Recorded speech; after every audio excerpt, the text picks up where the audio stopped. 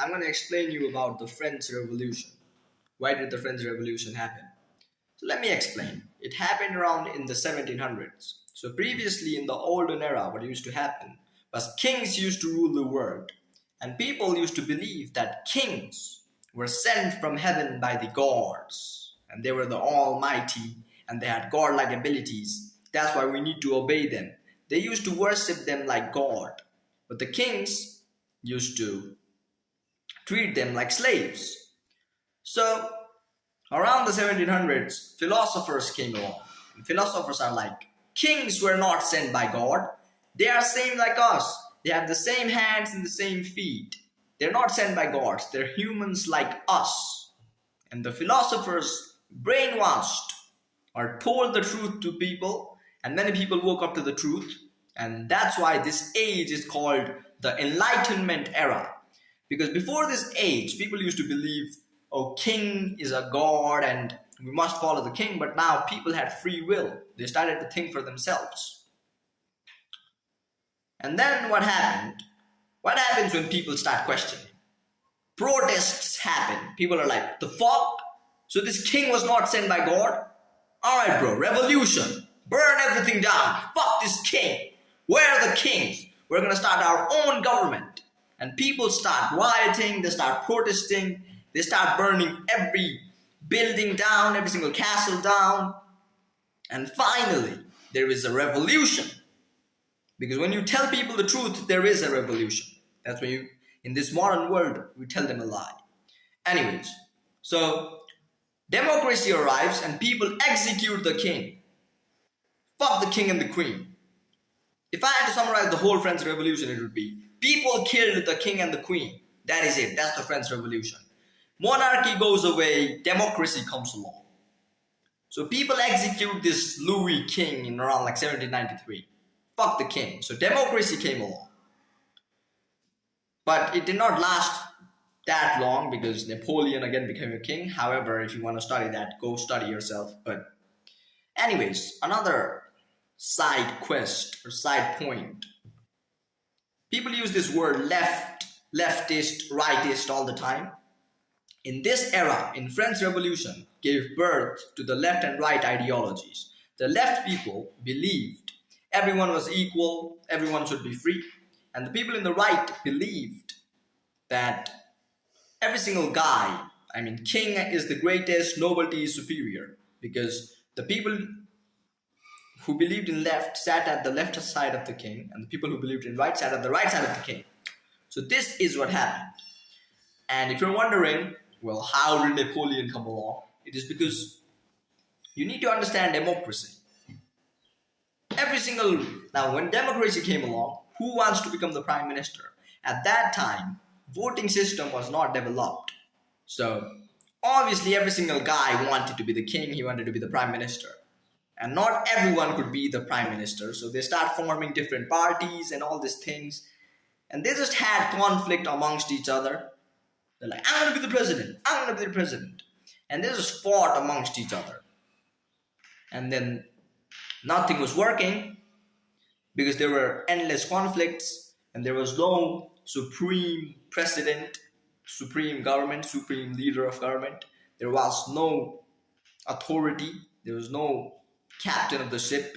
And if there's no captain of the ship, well, the ship is going to sink. It's going to hit an iceberg, just like the Titanic.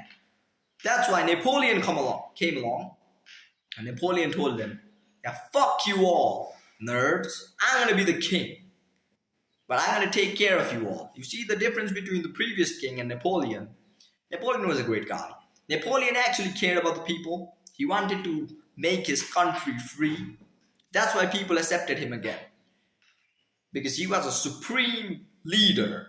He was a conqueror. He was not one of those money-chasing bastards. He was a true conqueror. So people saw that in him. Now obviously he brainwashed some people because obviously.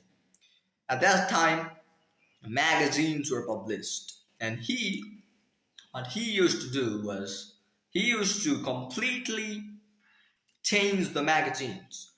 So in magazines, in every single magazine, there would just be, Napoleon is great, Napoleon is a conqueror, Napoleon did this, Napoleon killed a lion at the age of 2.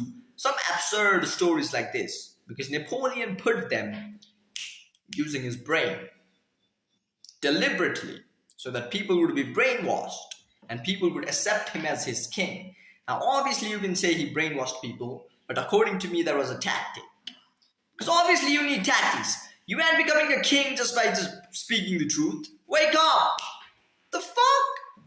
Wake up! People are here blaming Napoleon. Well, how else are you supposed to be a king in that era? When everyone was killing and fucking and raping your wife. Well, you can't use a little bit of tactic, and he didn't kill anyone. I mean, using the tactic later on, he killed, but that's the price you pay to be a king. Anyways, so people blame him for that. It's no problem. Use endless tactics. Shut up. But no, he used to blah blah blah. Shut up. These are the people I fucking hate. Shut the fuck up. The previous king did not even give people mercy. He was just executing them for no fucking reason. And he was not even developing the fucking nation, France. But Napoleon at least developed something. He developed the educational system. He improved France. He gave women rights. So all the bitches sitting there thinking, oh no, he must have 3 wives. Yes, he had fucking 10 wives. But still, he gave you more rights. Shut the fuck up. Napoleon was a G. You might sit there and think, oh, he committed this much crimes. And this was bad. In the end, yeah, I know he chased his power, but... Like as a man, you're supposed to chase power. You're supposed to climb higher and higher. He did not forsake the country. And he did not betray the country. He was not a betrayer. He was a true king, a king. And a king is supposed to chase power. So I don't blame him for that. Anyways, later on, nobody was defeating France. So the UK, the Spain, the Germany, and every single other nations, the Ottoman nations, they collapsed saying, Napoleon is too strong. We need to fucking team up and then attack him. So they hit 1v4 to Napoleon. And Napoleon lost. And I remember they took him to some exile. Exile means they put you in an island and they lock you up, just like jail. They put you in exile. But Napoleon made a comeback. Imagine being a king and losing your title and being sent to jail. And Napoleon came back again and became the king again and ruled for 3 months. You couldn't make these kinds of comebacks in fucking the ancient era. There was not fucking video games. There was real life. Becoming a king, slaying millions of people, coming back, becoming a king again, ruling for 3 fucking months, and then die. He didn't even die by an enemy. He died at his bed comfortably. Which shows you the brilliance of that guy. Napoleon was a true king. More than disadvantages. I'm sure he killed many people, but more than disadvantages, he had advantages. So Napoleon was a G. Napoleon was a king. Probably the best emperor ever after Alexander the Great. I don't know. He might even be better than Alexander the Great because he served a lot for his country. He is the only reason why people get to study. People have more rights. Free will developed. So you need to be thanking Napoleon, you feminists. So sitting there fucking crying your eyes out. So Napoleon was a J. This is how the French Revolution happened. Democracy came along, but Napoleon came along and ruled as a king again. And then again democracy came, and now we're again stuck in democracy. So I might even have to be the fucking next Napoleon. Fucking conquer the world again and fix this world. I think only I can do it. Fucking hell. Give me my hat. Anyways, fuck that.